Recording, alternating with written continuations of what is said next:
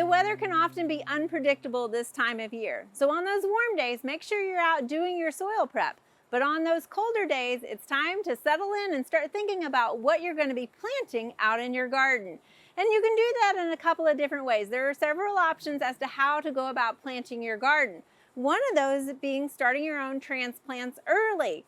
Now, starting your own seeds may require a little bit of upfront investment. You need some of your own containers, your potting soil, and usually a grow light, and of course some dedicated space in your home in order to do that. But one of the big advantages is the variety of seeds that you'll have available to you.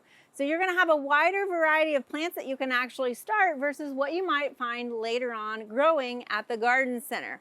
Also, it will in turn save you money because just for a couple of dollars for a pack of seeds, you can grow a whole lot of plants.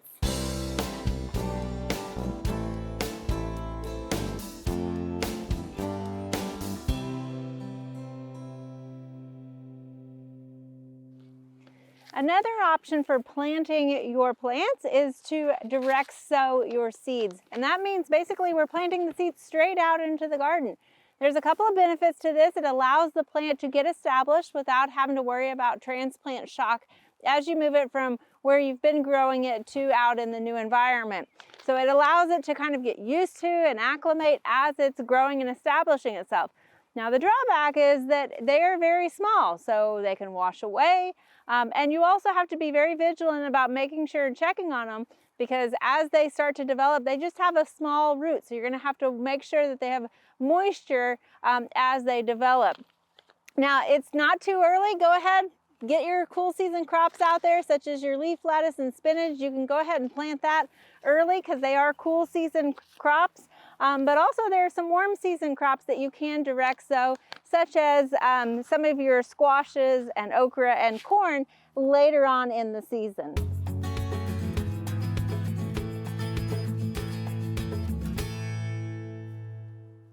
Another option for planting is to purchase transplants. Perhaps the spring kind of snuck up on you and you didn't have time to actually direct sow, or you didn't start your own transplants indoors. You can always purchase them from a local garden center.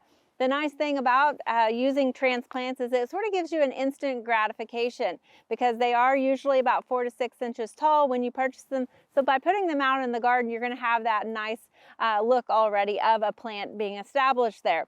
Now, usually you'll buy those in a 4 or 6 pack, or sometimes they come in a 4-inch pot. So one of the benefits of buying transplants is it allows you just to get a couple, so you could get just a couple of several different varieties versus a whole packet of seeds of one type of variety. The other thing too is when you're planting these, you want to make sure that you're planting them based off of the season that they're appropriate for. So there are cool season transplants like chard that you can put out, or you want to make sure to wait and plant your warm season crops like tomatoes and peppers after April 15th when there's no more concern of frost. The other thing too is you want to make sure if you're planting tomatoes and peppers in your garden that you are either starting with transplants that you grew yourself or that you purchased. This gives that plant a head start so that you ensure that you're going to get fruit set before the summer heats up.